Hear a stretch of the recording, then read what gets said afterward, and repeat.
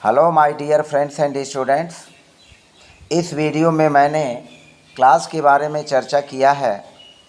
हमारे कुछ व्यूअर्स ने, कुछ सब्सक्राइबर्स ने कमेंट किया था कि क्लास के बारे में कुछ बताएं, तो उनकी बातों को ध्यान में रखते हुए मैंने आज की इस वीडियो में क्लास के बारे में चर्चा किया है। क्लास एनालिसिस के अंतर्गत आता है और एनालिसिस में हम क्लास की ही एनालिसिस करते हैं कि किस तरह से और किस प्रकार की क्लास हम ज्ञात करें, तो यह एनालिसिस ही बताता है।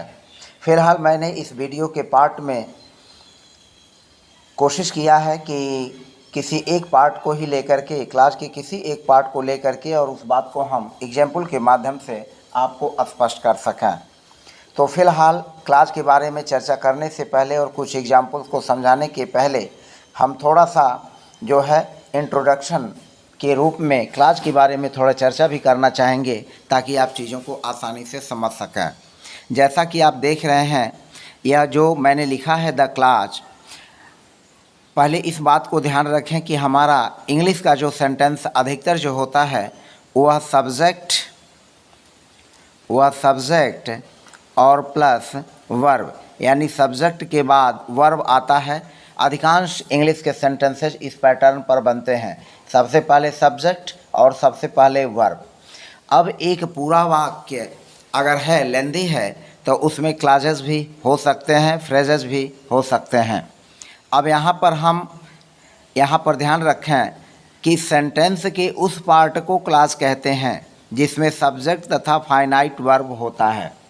अब हम यहाँ पर फाइनाइट वर्ब या वर्ब के किसी प्रकरण के बारे में चर्चा नहीं करेंगे, अन्यथा विषय लंबा होगा।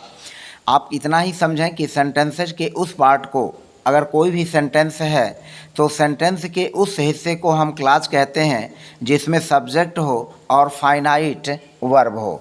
जैसा कि यह एक एग्जाम्पल है, इस एग्जाम्पल को लें। यहाँ पर लिखा गया है what he says is quite wrong. What he says is quite wrong. अब यहाँ पर देखें, यह एक पूरा सेंटेंस है। What he says is quite wrong, यह पूरा एक सेंटेंस है। हम इसको एक पूरा सेंटेंस जो लिए हैं, what he says is quite wrong, यह एक पूरा सेंटेंस है। और इस सेंटेंस का जो यह पार्ट है, व्हाट ही सेज, यह एक पार्ट है, तो यह पार्ट ही क्लॉज है। और इस पार्ट में है क्या, क्लॉज की परिभाषा क्या है, उस पार्ट को क्लॉज कहते हैं जिसमें सब्जेक्ट और फाइनाइट वर्ब हो। तो इस में जो क्लॉज है, इस क्लॉज का सब्जेक्ट जो है यही है और इसका फाइनाइट वर्ब सेज है। तो सेंटेंस के उस पार्ट को क्लॉज कहते हैं जिसमें सब्जेक्ट और फाइनाइट वर्ब हो। तो इस तरह से what he says is quite wrong. अब इस पूरे वाक्य को देखें तो व्हाट ही सेज, यह वाक्य का पूरे वाक्य का सब्जेक्ट है, पूरे वाक्य का सब्जेक्ट है। व्हाट ही सेज यह वाक्य का सब्जेक्ट है, इज हमारा क्या है, वर्ब है, और क्वाइट रॉन्ग अदर वर्ड्स में है। तो यह व्हाट ही सेज सब्जेक्ट हुआ और इज वर्ब हुआ, तो यह हमारा जो पैटर्न सब्जेक्ट प्लस वर्ब है, इसको यह फॉलो करता है। यानी इंग्लिश के अधिकांश वाक्य जो होते हैं वह सब्जेक्ट और प्लस वर्ब पर ही चलते हैं। तो व्हाट ही सेज यह सब्जेक्ट हुआ और यह इज वर्ब हो गया और यह अदर वर्ड्स में हुआ। तो जो क्लॉज है व्हाट ही सेज, इस क्लॉज का सब्जेक्ट ही है और फाइनाइट वर्ब सेज है। तो जहाँ तक मुझे उम्मीद है कि आप इस चीज़ को समझ गए होंगे कि सेंटेंस के उस पार्ट को क्लॉज कहते हैं जिसमें सब्जेक्ट और फाइनाइट वर्ब होता है। अब यहाँ चलें, एक बात और ध्यान में रखें कि क्लॉज किसी सेंटेंस का एक भाग होता है, किसी भी वाक्य का एक पार्ट होता है क्लॉज, लेकिन सेंटेंस का हर भाग क्लॉज नहीं भी हो सकता है। ऐसा नहीं है कि सेंटेंस का हर भाग क्लॉज ही होगा, यह संभव नहीं है।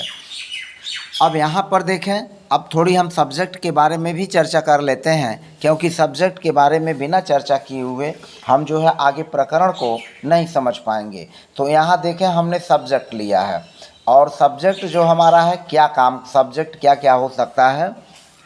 किसी भी वाक्य का सब्जेक्ट, किसी भी सेंटेंस का सब्जेक्ट नाउन हो सकता है। जैसे यहाँ देखें, राम इज टॉल, यह एक पूरा सेंटेंस है। यहाँ इज जो है वर्ब है और इस इज क्रिया का जो सब्जेक्ट है वह राम है। यह राम सब्जेक्ट है और राम जो है हमारा नाउन है। यह क्या है? नाउन है। तो राम इज टाल, इस पूरे सेंटेंस का राम जो है सब्जेक्ट हुआ और यह राम नाउन का काम करता है, मतलब राम नाउन है। फिर दूसरा वाक्य देखें, ही वाज वाइज। इसमें जो ही है यह प्रोनाउन है और वाज जो है वर्ब है। तो इस वर्ब वाज का जो सब्जेक्ट है वह ही है, प्रोनाउन है। तो सब्जेक्ट क्या होता है? सब्जेक्ट नाउन भी होता है, सब्जेक्ट प्रोनाउन भी होता है। तीसरा वाक्य चलें, टू वॉक इज़ गुड। अब यहाँ देखें इस पूरे वाक्य का वर्ब इज है। वर्ब क्या है? इज है। और इस इज वर्ब का जो सब्जेक्ट है टू वॉक है। अब टू वॉक, वॉक यह वर्ब है, इसके पहले इन्फिनेटिव टू का यूज़ किया गया। तो टू वॉक यह पूरा एक इन्फिनेटिव है और इन्फिनेटिव अब यहाँ नाउन का काम करेगा और इन्फिनेटिव नाउन का काम करने की वजह से यह जो है इस वाक्य का सब्जेक्ट होगा, क्योंकि इन्फिनेटिव जो होता है वो नाउन का काम करता है। अगला हमारा है चौथा वाक्य है, वॉकिंग इज़ गुड।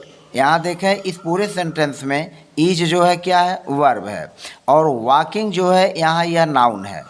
वॉकिंग यह नाउन है और वॉक में, वॉक जो क्रिया है इसमें आईएनजी जोड़ करके जीरंड बना दिया गया। यानी क्रिया की फर्स्ट फॉर्म में जब हम आईएनजी जोड़ते हैं तो जीरंड बनता है और यह जीरंड भी नाउन का काम करता है और जीरंड भी किसी वाक्य का सब्जेक्ट होता है। तो वॉकिंग इज़ गुड, यहाँ जो जीरंड वॉकिंग है यह वाक्य का सब्जेक्ट हो गया।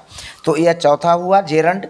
अब यहाँ पर देखें फ्रेज, यहाँ जो पूरा वाक्य है, what to do is not known to me. क्या करना है मुझे पता नहीं है।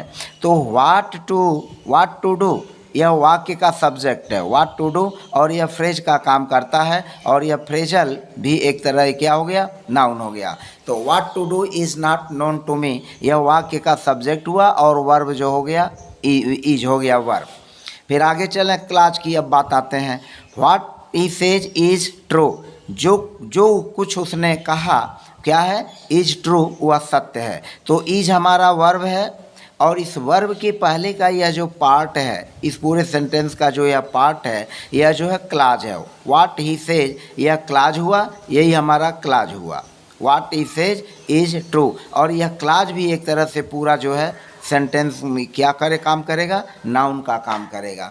तो इस तरह से आपने देखा कि सब्जेक्ट नाउन भी हो सकता है, सब्जेक्ट प्रोनाउन भी हो सकता है, सब्जेक्ट इन्फिनिटिव भी हो सकता है, सब्जेक्ट जीरंड भी हो सकता है, सब्जेक्ट फ्रेज भी हो सकता है और सब्जेक्ट जो है वह क्लाज भी हो सकता है।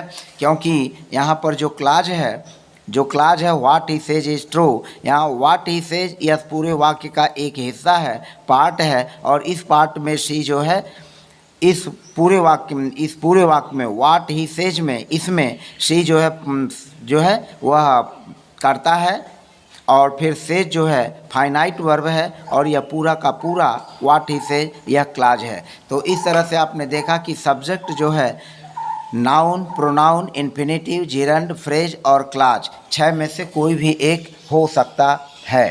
शॉर्टकट में मैं कहना चाहूँगा कि जो दो क्लाज होता है उस दो क्लाज, एक होता है प्रिंसिपल क्लाज जिसको हम मुख्य उपवाक्य कहते हैं, और दूसरा है सबऑर्डिनेट क्लाज जिसको हम आश्रित उपवाक्य कहते हैं। तो प्रिंसिपल क्लाज और सबऑर्डिनेट क्लाज। अब सबऑर्डिनेट क्लाज 3 हिस्सों में बंटता है, नाउन क्लाज, एडजेक्टिवल क्लाज और एडवर्ब क्लाज। नाउन क्लाज संज्ञा उपवाक्य, एडजेक्टिव क्लाज विशेषण उपवाक्य और एडवर्ब क्लाज क्रिया विशेषण उपवाक्य। तो इस तरह से जो सबऑर्डिनेट क्लाज है यह 3 हिस्सों में बंट जाता है। अब हम यहाँ पर प्रिंसिपल क्लाज की चर्चा नहीं करेंगे, हम आश्रित क्लाज के अंतर्गत जो हमारा पहला नाउन क्लाज है, हम नाउन क्लाज की ही का चर्चा पहले उदाहरण के माध्यम से करेंगे, उसके बाद ही हमें लगता है कि हम चीज़ को आसानी से समझ पाएंगे। तो फिलहाल आइए एक एक करके उदाहरणों को समझते हैं और इस उदाहरण के आधार पर हम नाउन क्लाज के बारे में जो है समझते हैं। जैसा कि हमने पीछे बताया है कि सब्जेक्ट जो होता है वह नाउन भी हो सकता है, प्रोनाउन भी हो सकता है, इन्फिनिटिव भी हो सकता है, जेरंड भी हो सकता है, फ्रेज भी हो सकता है और क्लास भी हो सकता है। तो उस क्लास के अंतर्गत हमने जो नाउन क्लास के एग्जाम्पल्स लिए हैं उनको एक एक करके सीखें उदाहरणों के माध्यम से। अब यहाँ पहला वाक्य है, जो कुछ उसने कहा असत्य है। जो कुछ उसने कहा असत्य है। तो अब देखें यहाँ पर जो कुछ उसने कहा, यह हमारा क्लाज नाउन क्लाज है। जो कुछ उसने कहा, तो जो कुछ उसने कहा यह नाउन क्लाज हुआ और असत्य है। तो जो कुछ उसने कहा हम इसको लिखेंगे, जो कुछ के लिए हम लिखेंगे वाट, वाट और उसने ही और फिर हो जाएगा सेड, वाट ही सेड। अब यह हमारा वाक्य का सब्जेक्ट हुआ। इस पूरे वाक्य का क्या हो गया? सब्जेक्ट हो गया वाट ही सेड। और उसके बाद तब हमारा इज वर्ब होगा और असत्य है तो फॉल्स।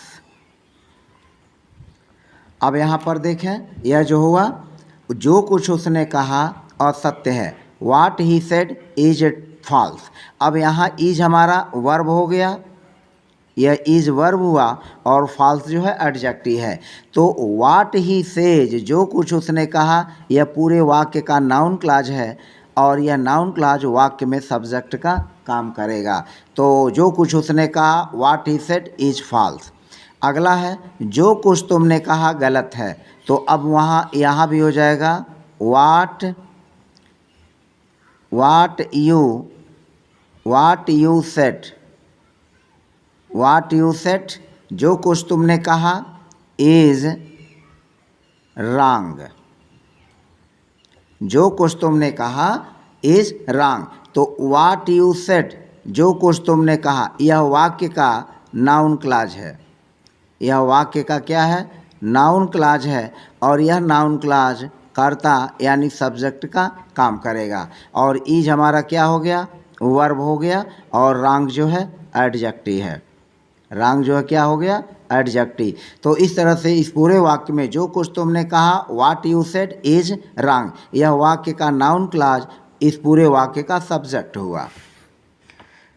जो कुछ तुम कहते हो वह सत्य है, जो कुछ तुम कहते हो वह सत्य है। तो जो कुछ तुम कहते हो, तो जो कुछ के लिए हम लिखेंगे वाट,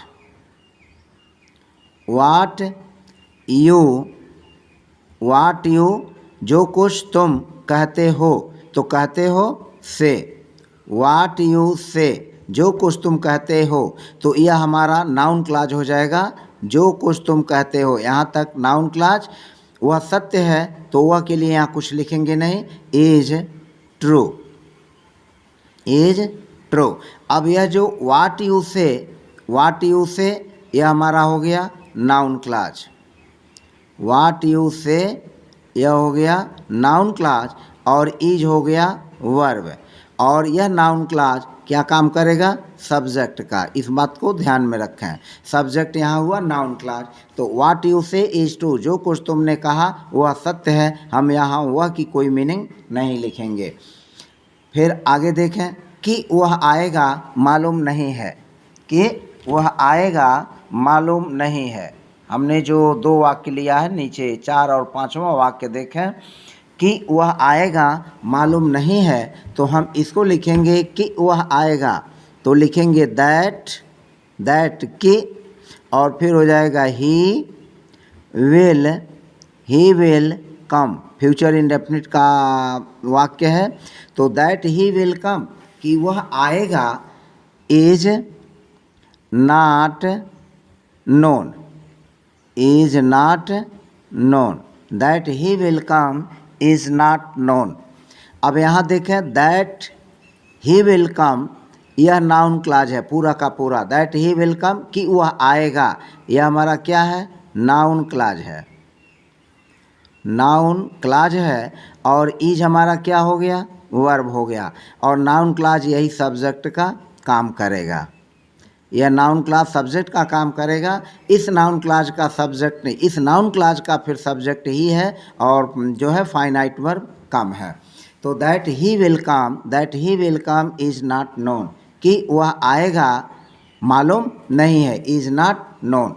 यह कि वह आएगा पता नहीं है, यह कि, तो यह के लिए हम लिखेंगे दैट, वही चीज़ लिखेंगे दैट वह आएगा, he will, that he will come, that he will come is not known, वाक्य वही बनेगा जो ऊपर का है, चौथा वाक्य की ही तरह से। तो यह कि यहाँ चूँकि यह जोड़ दिया गया है, लेकिन फिर भी समझाने के दृष्टिकोण से हमने यह बढ़ाया, और यह कि तो वही रहेगा दैट ही विल कम। अब दैट ही विल कम यह हमारा जो है क्या है, नाउन क्लॉज है। यह जो है नाउन क्लॉज है। दैट ही विल कम यह नाउन क्लॉज है और यह सब्जेक्ट का काम करेगा, और इज जो है हमारा क्या है, वर्ब है। तो इस तरह से हमने देखा कि सब्जेक्ट प्लस वर्ब और प्लस अदर वर्ड्स जो है वह आ रहे हैं। तो हमने 5 एग्जाम्पल के माध्यम से अभी फ़िलहाल नाउन क्लॉज को स्पष्ट किया। वीडियो थोड़ी लंबी ज़रूर है, लेकिन वीडियो लंबी होते हुए भी अगर आप इस वीडियो को बिना स्किप किए हुए धैर्यपूर्वक देखते हैं तो मुझे पूरा उम्मीद है कि आप नाउन क्लॉज के बारे में किसी प्रकार की कोई शंका आपके दिमाग में नहीं रह जाएगी। यहाँ देखें, छठा वाक्य है कि उसे ऐसा कहना चाहिए, मुझे अचंभित करता है। कि उसे ऐसा कहना चाहिए, यह पूरा का पूरा इतना सेंटेंस जो है वह क्या है, नाउन क्लॉज है। तो हम क्या लिखेंगे कि उसे ऐसा कहना चाहिए, तो यहाँ हम लिखेंगे that he should say so. That he should say so, that he should say सो। और फिर क्या करता है, मुझे अचंभित करता है, तो यहाँ हो जाएगा surprises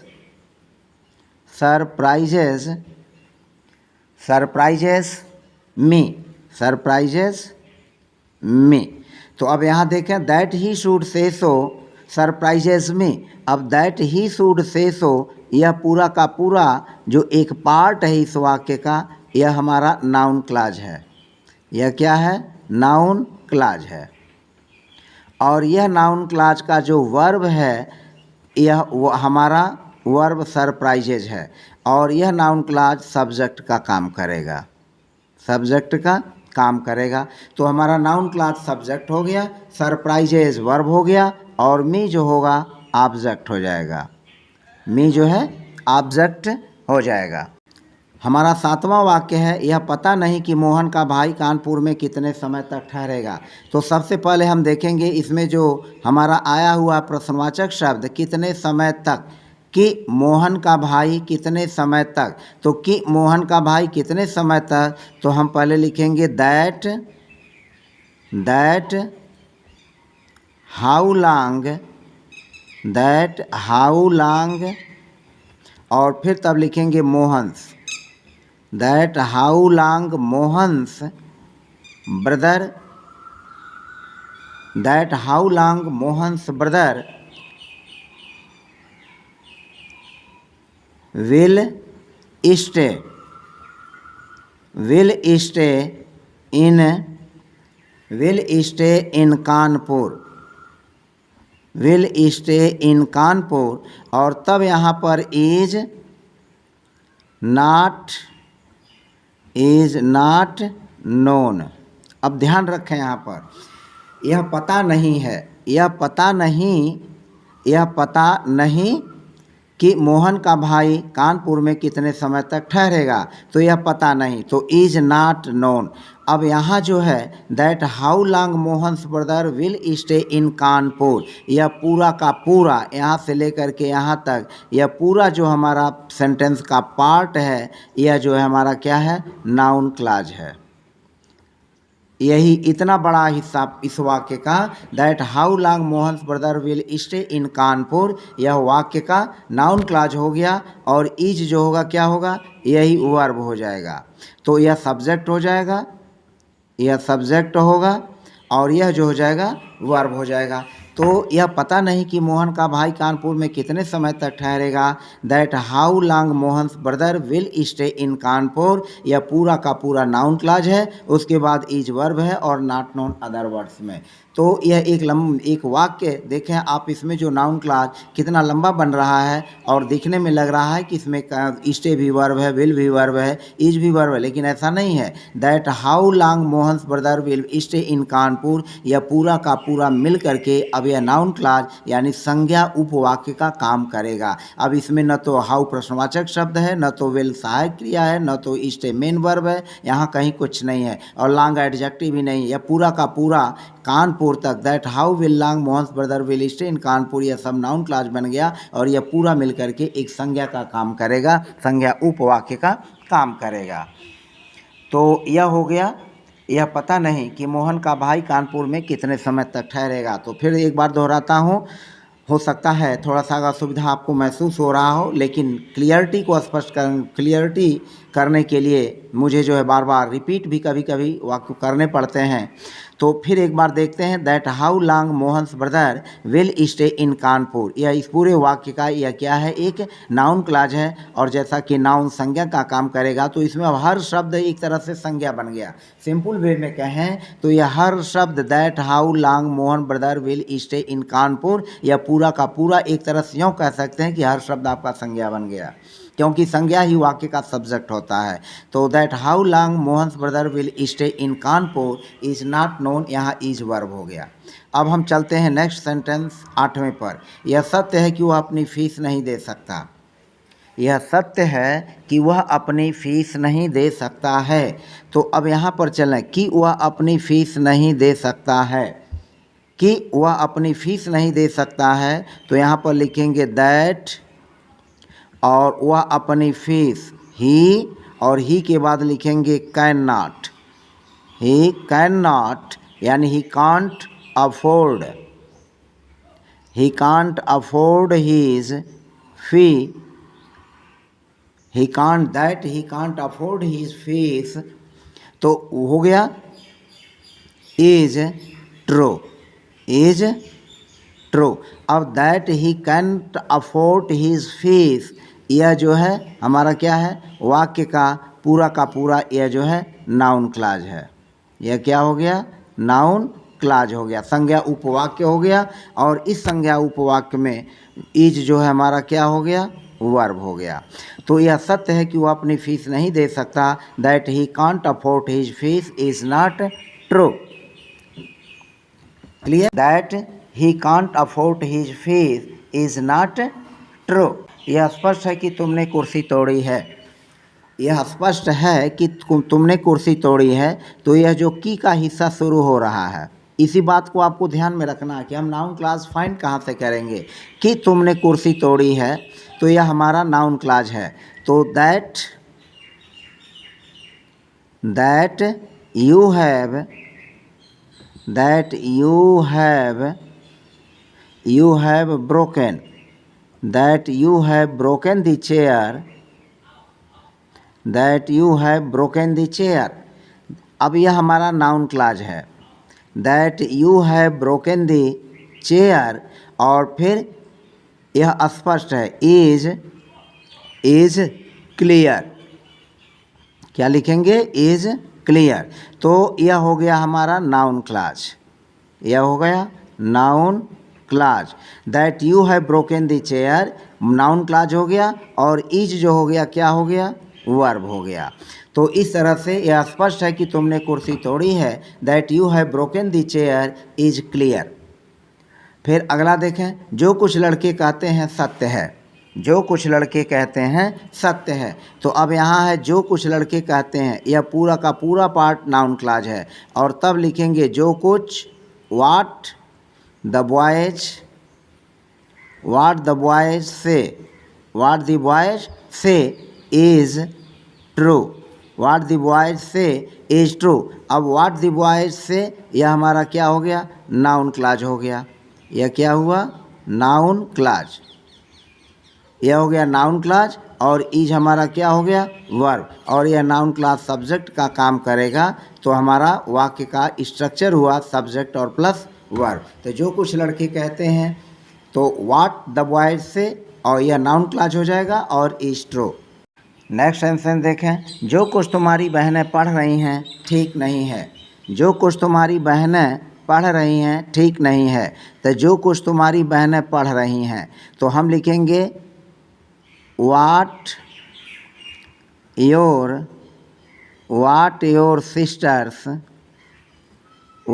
sisters are reading, what your sisters are reading, जो कुछ तुम्हारी बहनें पढ़ रही हैं। What your sisters are reading, अब यह हमारा वाक्य का नाउन क्लॉज हो गया। ठीक नहीं है, is not correct, is not correct. Right भी लिख सकते हैं, is not right, is not right. तो what your sisters are reading is not correct या राइट। तो यह what your sisters are reading, यहाँ से यहाँ तक यह हमारा क्या हो जाएगा, ये नाउन क्लॉज हो जाएगा। यह जो है क्या है, नाउन क्लॉज है।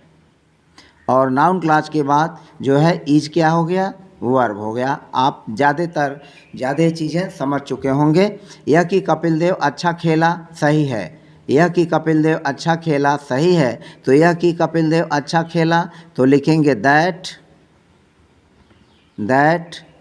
कपिल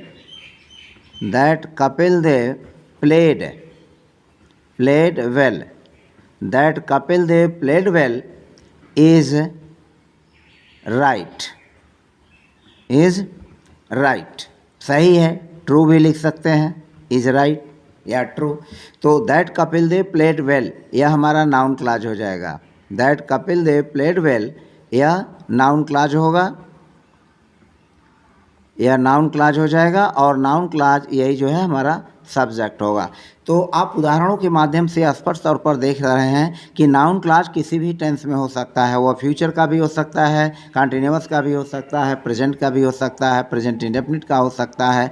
तो नाउन क्लॉज के टेंसेस जो हैं वो अलग अलग हो सकते हैं। यह कि विराट एक अच्छा बल्लेबाज है, सत्य है। यह कि विराट एक अच्छा बल्लेबाज है, सत्य है। दैट, इसको लिखेंगे that Virat is a good batsman, that Virat is a good batsman is true, सत्य है, इज ट्रू। तो that Virat is a good batsman, यह हमारा क्या हो जाएगा, ये नाउन क्लॉज हो जाएगा, यह हो जाएगा नाउन क्लॉज। आगे चलते हैं। जो कुछ वह कहता है सत्य है। तो जो कुछ वह कहता है, what he says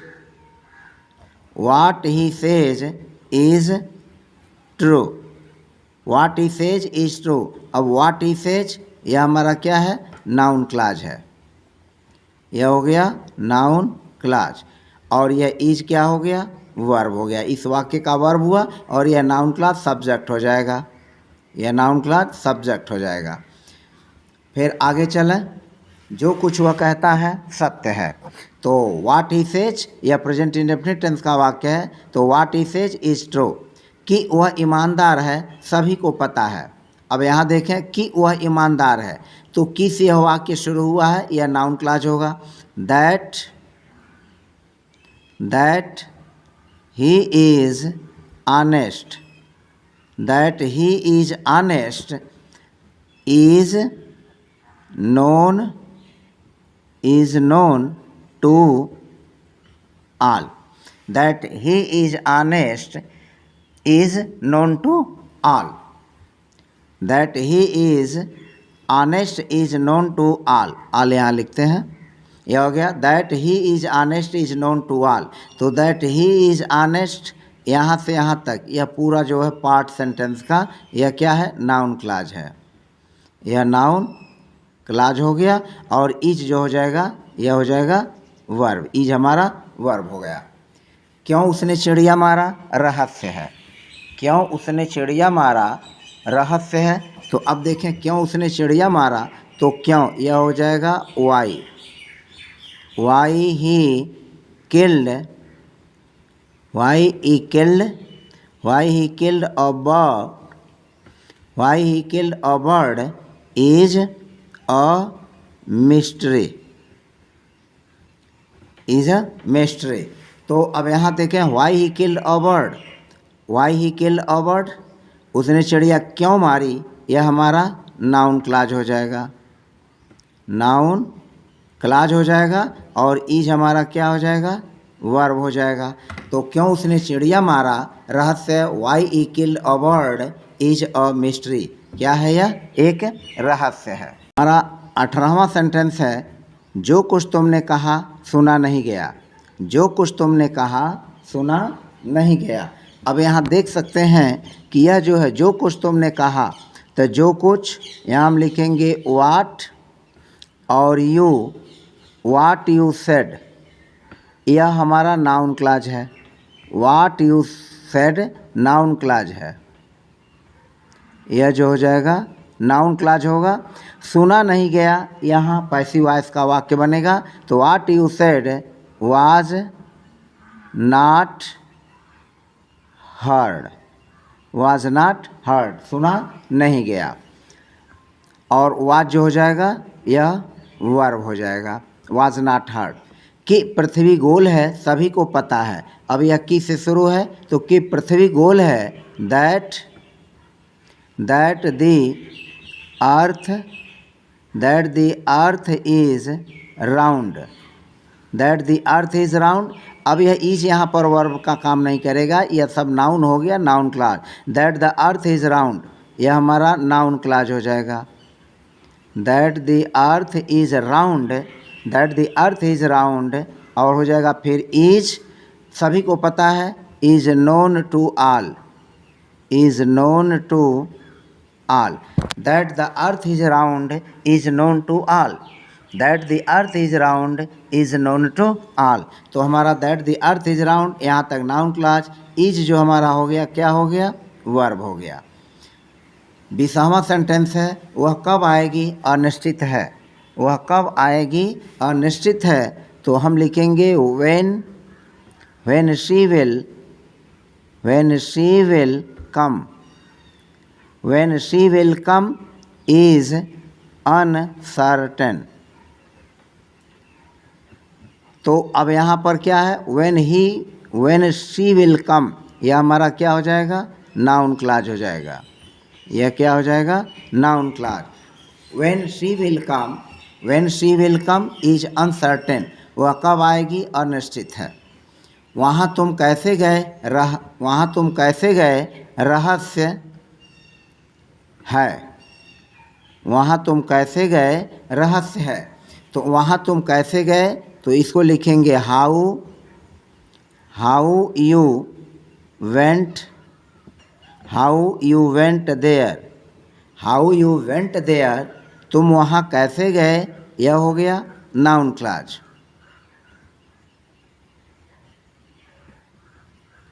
how you went there, कैसे गए, is a mystery, is a mystery, यह क्या है, रहस्य है। तो इज यहाँ पर हमारा क्या हो गया, वर्ब हुआ। तो how you went there is a mystery, तो हाउ यू वेंट देयर यह जो है क्या हो गया, एक नाउन क्लाज हो गया। वह कहाँ रहता है, पता नहीं है, वह कहाँ रहता है पता नहीं है, तो लिखेंगे where he lives is not known।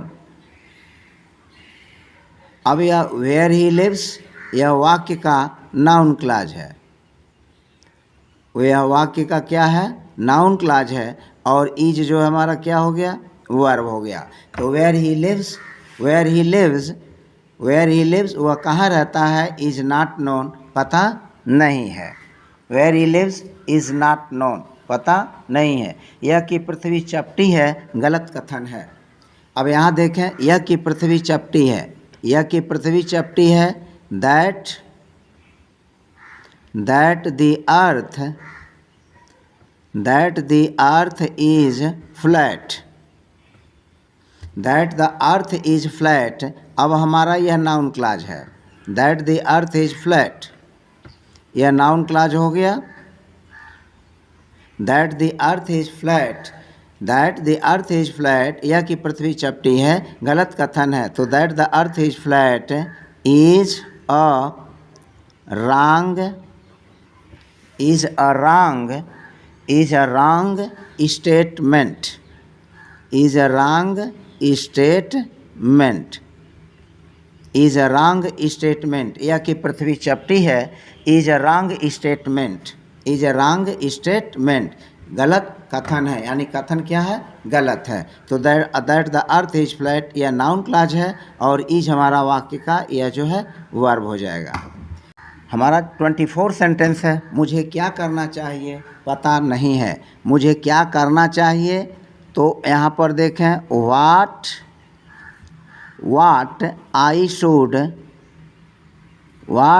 should do. अब यह जो है what I should do यह हमारा क्या हो गया, नाउन क्लॉज है. नाउन क्लॉज है. what I should do पता नहीं है, is not known. पता नहीं है, मालूम नहीं है, ज्ञात नहीं है. तो what I should do और इज हमारा इस पूरे वाक्य का क्या हो गया, वर्ब हो गया. तो what I should do is not known. वह कहाँ छिप रहा है मालूम है. वह कहाँ छिप रहा है मालूम है. तो वह कहाँ छिप रहा है मालूम है. तो इसको लिखेंगे where he is hiding. Where he is hiding. Where he is hiding is known. Is known मालूम है. तो अब यहाँ देखें where he is hiding. अब यह जो है हमारा क्या है, where is he hiding, यही जो है नाउन क्लॉज है. हम शॉर्टकट में लिख रहे हैं, पूरा नहीं. NC मतलब नाउन क्लॉज. तो where he is hiding is known मालूम है. तो where he is hiding यह नाउन क्लॉज का काम करेगा और इज क्या हो जाएगा, वर्ब हो जाएगा. नेक्स्ट सेंटेंस है वह क्यों नाराज़ था राम को पता नहीं था. इस वाक्य को देखें, वह क्यों नाराज़ था राम को पता नहीं था. तो वह क्यों नाराज़ था, तो यह हो जाएगा why he was angry. Why he was angry. वह क्यों नाराज़ था, राम को पता नहीं था. तो यह हो जाएगा was not known to Ram. Was not known to Ram. Ram को पता नहीं था, was not known to Ram. तो why he was angry यह हमारा जो है क्या है, नाउन क्लॉज है. NC नाउन क्लॉज है और was जो है यहाँ से वर्ब है. तो यह सब्जेक्ट हो गया नाउन क्लॉज जो कि सब्जेक्ट का काम करेगा. तो why he was angry was not known to Ram. Ram को पता नहीं था. वह घर में कैसे घुसा यह एक रहस्य है. वह घर में कैसे घुसा यह एक रहस्य है. तो यहाँ देखें वह घर में कैसे घुसा यह हमारा नाउन क्लॉज है. तो लिखेंगे how he entered. How he entered the house. How he entered the house. वह घर में कैसे घुसा is a mystery. Is a mystery. तो how he entered the house. How he entered the house यह जो है नाउन क्लॉज है जो कि सब्जेक्ट का काम करेगा और इज हमारा क्या हो गया, वर्ब हो गया. तो how he entered the house. How he entered the house is a mystery. यह एक क्या है, रहस्य है. फिर 28वां सेंटेंस है जो कुछ चोर ने छोड़ा है उसके लिए ठीक नहीं है. जो कुछ चोर ने छोड़ा है उसके लिए ठीक नहीं है. तो जो कुछ यहाँ लिखेंगे what the thief has left. What the thief has left यह प्रेजेंट परफेक्ट टेंस का वाक्य है. तो जो कुछ चोर ने छोड़ा है what the thief has left यह हमारा नाउन क्लॉज है. यही हमारा क्या है, यह हो गया नाउन क्लॉज. यह नाउन क्लॉज है. तो what the thief has left उसके लिए ठीक नहीं है is not right for him. Is not right for him, उसके लिए ठीक नहीं है। तो what the thief has left is not right for him, उसके लिए सही नहीं है। वह पत्र क्यों लिखता है, स्पष्ट नहीं है। तो वह पत्र क्यों लिखता है, यह नाउन क्लॉज है और स्पष्ट नहीं है। तो वह पत्र क्यों लिखता है, तो हम लिखेंगे why, why he writes, why he writes, why ही।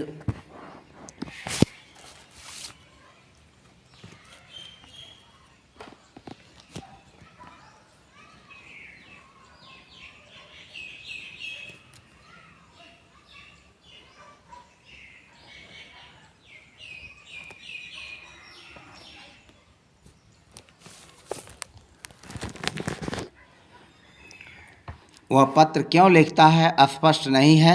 वाक्य 29 है। तो Y he writes, why he rights, वह क्यों लिखता है, यह हमारा नाउन क्लॉज है, यह हो गया नाउन क्लॉज। तो वाई ही राइट्स, वह क्यों लिखता है, is not clear, is not clear, और इज हमारा वाक्य का क्या हो गया, वर्ब हो गया।